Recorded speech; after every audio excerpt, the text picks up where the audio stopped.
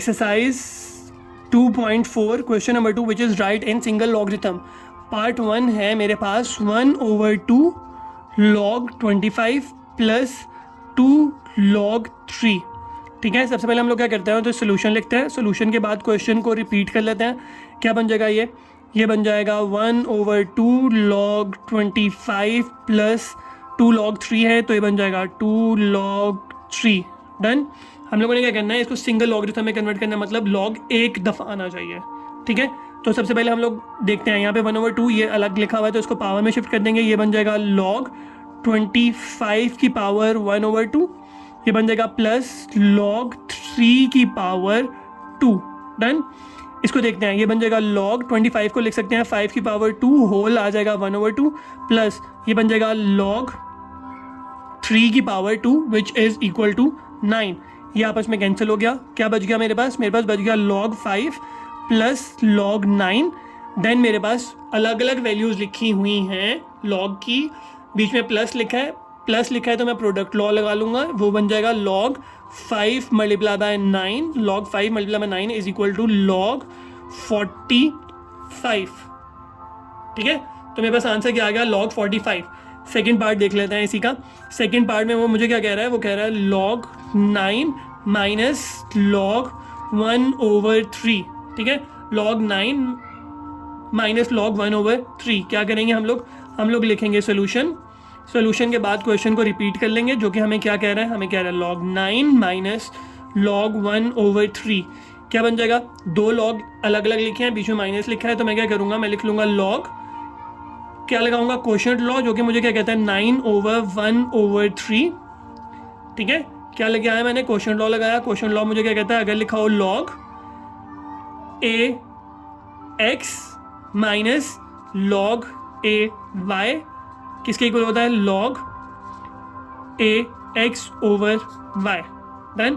तो ये बन जाएगा 3। डिनोमिनेटर का डिनोमिनेटर न्यूमरेटर बन जाता है तो ये ऊपर चला जाएगा। ये बन जाएगा log 9 मल्टीप्लाई बाय 3। कैसे, इसको रफ वर्क में चेक कर लेते हैं। 9 ओवर का मतलब है डिवाइडेड बाय 1/3, तो division will be converted into multiplication by taking reciprocal of the next fraction. तो 3/1, 9 3 ज़ा 27। तो ये बन जाएगा 9 × 3 which is equal to log 27। तो मेरे पास दो log की वैल्यूज़ थी, एंड पे कितनी रहेगी, 1। यहाँ पे भी मेरे पास दो log की वैल्यू थी, अभी कितनी रहेगी, 1। ठीक है, ये हो गया फर्स्ट। Second part. देन मेरे पास है थर्ड पार्ट।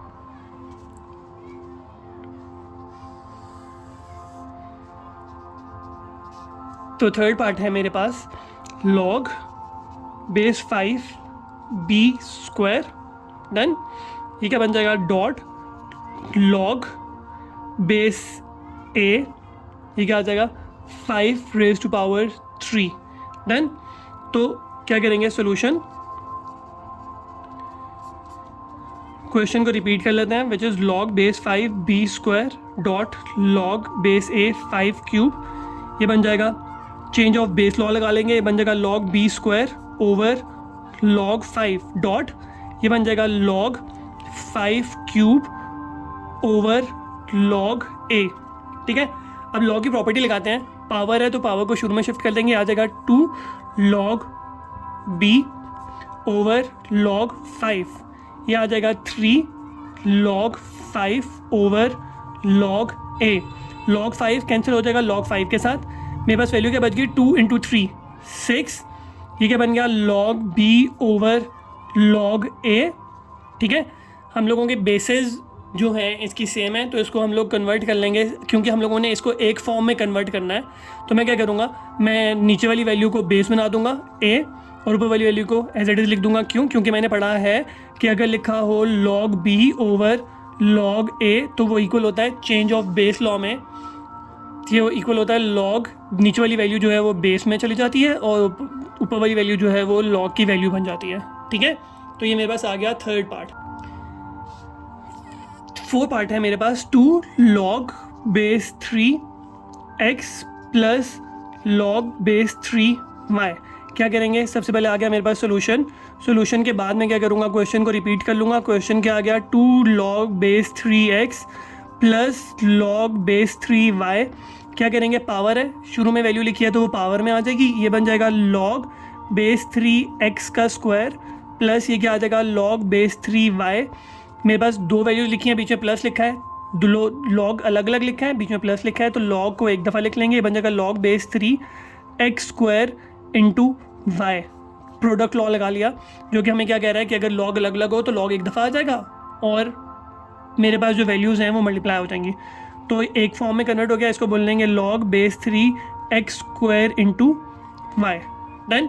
फिर देख लेते हैं फिफ्थ पार्ट। फिफ्थ पार्ट मेरे पास क्या है, फिफ्थ पार्ट मुझे बोल रहा है कि वैल्यू है 4 log 5 बेस है x माइनस log बेस 5 है y प्लस log बेस 5 है z। ठीक है, तो क्या करेंगे, सोल्यूशन लिखते हैं, सोल्यूशन के बाद क्वेश्चन को रिपीट कर लेते हैं, which is 4 log base 5x minus log base 5y plus log base 5z। क्या करेंगे, जो वैल्यूज़ हैं प्लस वाली उनको इकट्ठा कर लेंगे, सिमिलरली साथ ही साथ मैं क्या करूँगा, 4 को पावर में ले आऊँगा, तो ये बन जाएगा log बेस 5x की पावर 4। ठीक है, अब इन दोनों में से इसके साथ कोई साइन नहीं लिखा तो प्लस का है और ये भी प्लस का है, इनको मैं इकट्ठा कर लेता हूँ, ये बन जाएगा plus log base 5z। Minus वाली वैल्यू को मैं बाद में लिख लेता हूँ log बेस 5y।